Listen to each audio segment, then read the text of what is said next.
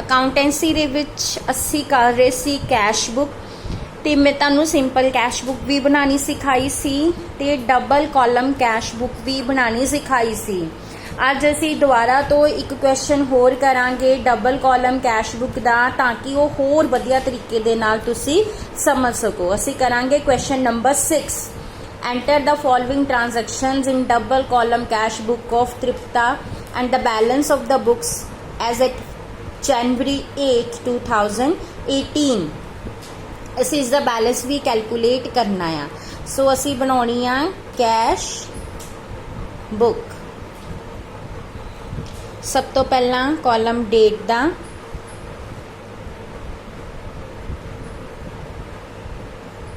then receipts, ਉਸ ਤੋਂ ਬਾਅਦ general folio, cash, bank,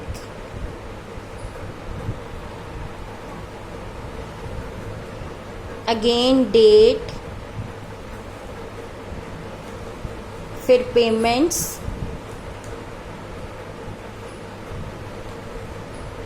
journal folio ते लास्ट दे विच फिर तो cash and bank.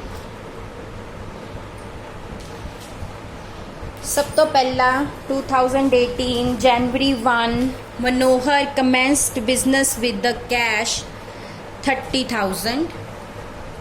January 1 2 capital account cash लेके आया, सो कैश के कॉलम च लिख देंगे 30,000।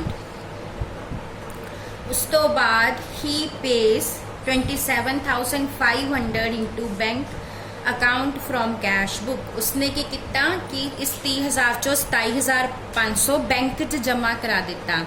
सो हुन बैंक दी डेबिट साइड रिसीप्ट वाले कॉलम च पावांगे 27,500 और कैश दी पेमेंट साइड पेमेंट वाले कॉलम च पावांगे 27,500। सेम डेटा जनवरी 1।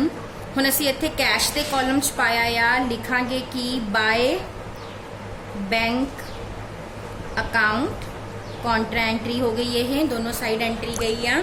ਹੁਣ ਇੱਧਰ ਅਸੀਂ ਕੈਸ਼ ਬੈਂਕ ਦੇ ਕਾਲਮ 'ਚ ਪਾਇਆ ਆ, ਇਹਦੇ ਮੋਰੇ ਕੀ ਲਿਖਾਂਗੇ ਜਨਵਰੀ 1 2 ਕੈਸ਼। ਬੈਂਕ ਦੇ ਕਾਲਮ 'ਚ ਪਾਇਆ ਆ, ਸੋ ਮੋਰੇ ਕੀ ਲਿਖਾਂਗੇ 2 ਕੈਸ਼। ਕੈਸ਼ ਵਾਲੇ ਕਾਲਮ 'ਚ ਪਾਇਆ ਸੀ ਕੀ ਲਿਖਿਆ ਸੀ ਬਾਏ ਬੈਂਕ। ਹੁਣ ਬੈਂਕ ਵਾਲੇ ਕਾਲਮ 'ਚ ਪਾਇਆ ਆ ਤੇ ਅਸੀਂ ਲਿਖਾਂਗੇ 2 ਕੈਸ਼। ਹੁਣ ਨੈਕਸਟ ਦੇਖੋ ਜਨਵਰੀ 2 ਹੀ ਬਾਇਜ਼ ਗੁੱਡਸ ਫॉर ਚੈੱਕ। ਉਹਨੇ ਪਰਚੇਸ ਕੀਤੀ ਆ ਔਰ ਚੈੱਕ ਨਾਲ ਪੇਮੈਂਟ ਕੀਤੀ ਆ, ਸੋ ਪੇਮੈਂਟ ਸਾਈਡ ਤੇ ਪਾਵਾਂਗੇ ਜਨਵਰੀ 2 ਬਾय परचेज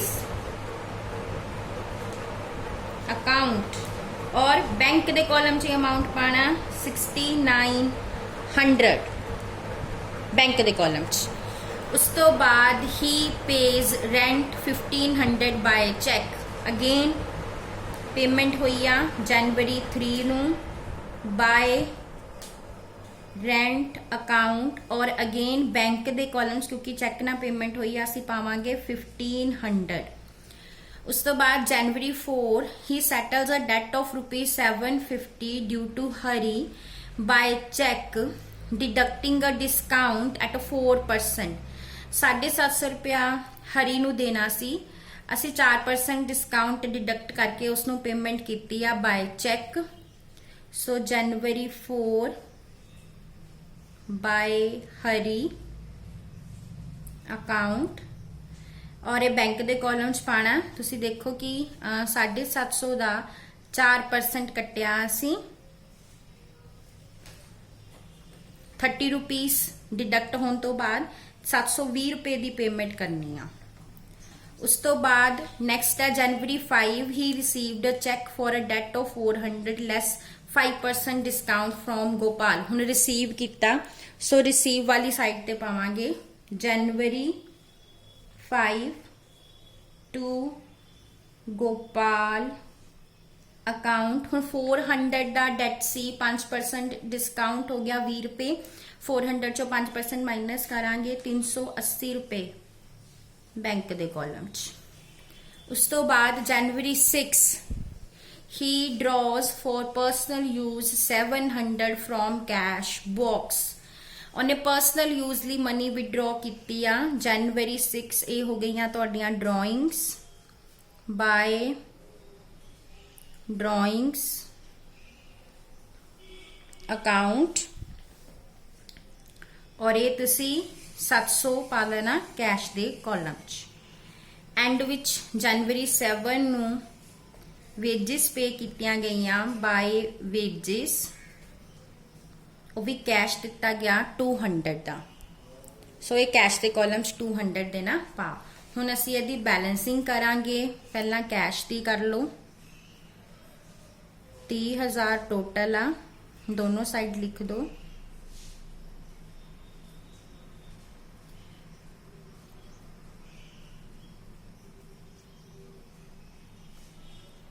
$2600 जेड़ा तुहाडा बैलेंस आ गया। सॉरी कुछ गलती हुई है इत्थे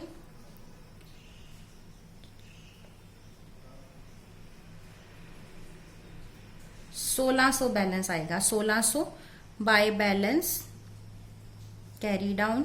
हुण बैंक का भी कैलकुलेट कर लेने आ ये साडा 1600 बैलेंस आ गया। हुण बैंक का भी पहला टोटल कर लेने आ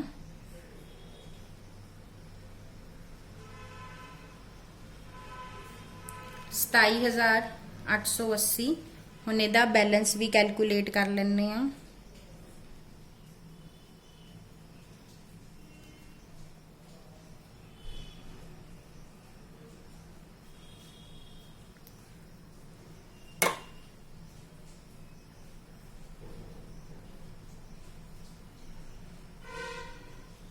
$18,760 जिहड़ा आ वो बैंक का बैलेंस आ गया।